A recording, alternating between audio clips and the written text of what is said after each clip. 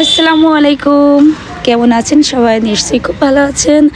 আলহামদুলিল্লাহ আমি কিন্তু অনেক ভালো আছি আপনাদের দোয়ায়।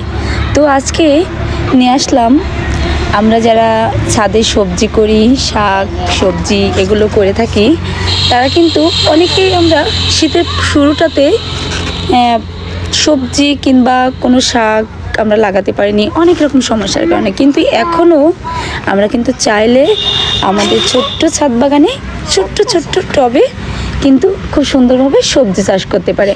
তার নমুনাটা দেখুন।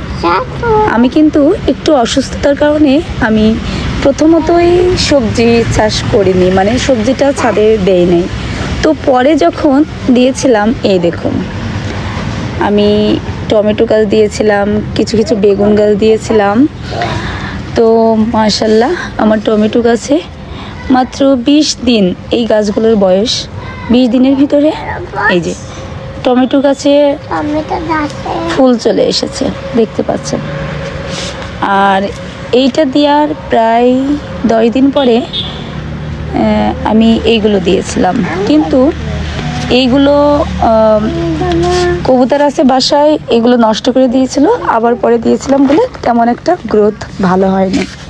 তারপরে এই যে এখানটা তো এই একই অবস্থা, এই চারাগুলোর ঠিক এই 20 দিন মতো বয়স। তো আজকে আমি এই যে টমেটো গাছে প্রায় 20 দিন বয়স, আর এখন আমি এই টমেটো গাছগুলো একটু ভালো করার জন্য, আরও যাতে গাছগুলো খুব সুন্দর হয়, এই যে টমেটোর ফুল থেকে টমেটো ধরে একটু গ্রোথ ভালো করার জন্য আমি আজকে যে খাবারগুলো আমার এই গাছে দেব, সেই খাবারটি আপনাদেরকে একটু দেখাবো। তো চলুন, আমি এই টমেটো গাছে কী দেব, আর ঠিক এই খাবার, একই খাবার দিয়ে কিন্তু আমি স্প্রেটাও করে ফেলবো। তো এই যে দেখুন,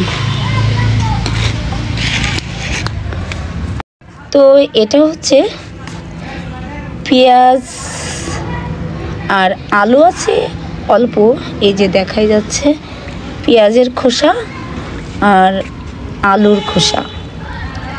এখানে যদি 10টি পেঁয়াজ হয়, সম্ভবত 1টি কিংবা 2টি আলুর খোসা আছে।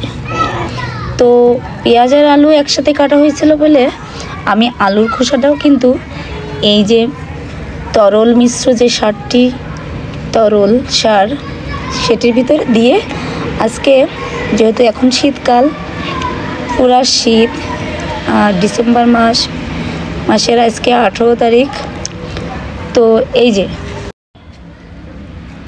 তো প্রায় 1 সপ্তাহ হয়েছে আমি এই তরল সারটি তৈরি করার জন্য ভিজিয়ে রেখেছিলাম পেঁয়াজ আর আলুর খোসা একসাথে।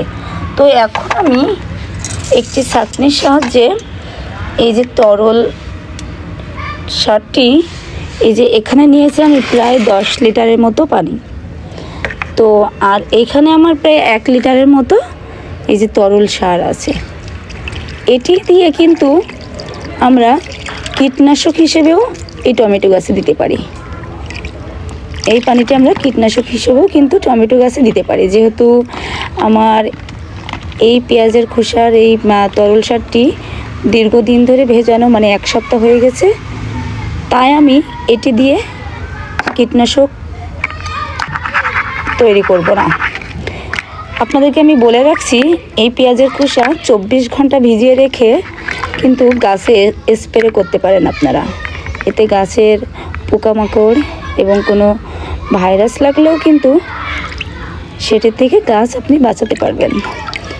তো দেখতে পাচ্ছেন আমার এই যে পানিটা দিয়ে কিন্তু এত সুন্দর একটা কালার হয়েছে। আর আপনারা 1 লিটার তরল সারের জন্য 10 লিটার পানি নেবেন। এটা খুবই খেয়াল করে কিন্তু এটি গাছের গোড়ায় দিতে হবে, নইলে।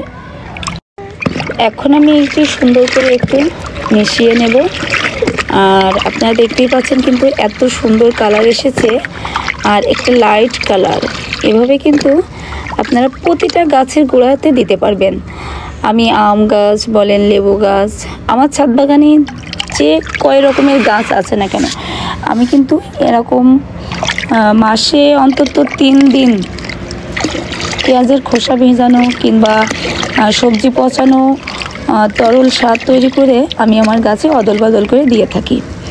আর এই যে গাছের গোড়াটা খুশি আমি নেব না, কারণ এতে দেখতে পাচ্ছেন আমি লাল শাকের বীজ দিয়েছিলাম। তো মাশাআল্লাহ আমার লাল শাকের বীজ থেকে কিন্তু ছোট ছোট লাল শাক বের হয়ে গেছে, তাই আমি খুশি নেব না। যতটুকু পরিমাণ লাগবে ঠিক ততটুকুই আমি গাছের গোড়াতে দেব। তো সবাই নিশ্চয়ই ট্রাই করবেন, এই শীতে সবজি লাগানোর চেষ্টা করবেন বাগানে কিংবা ছাদ বাগানে কিংবা বাড়ির আঙিনাতে। তো আমার এই ছোট্ট ভিডিও কেমন লাগলে অবশ্যই আমাকে কমেন্টে জানাবেন। সবাই ভালো থাকুন, সুস্থ থাকুন। আল্লাহ হাফেজ।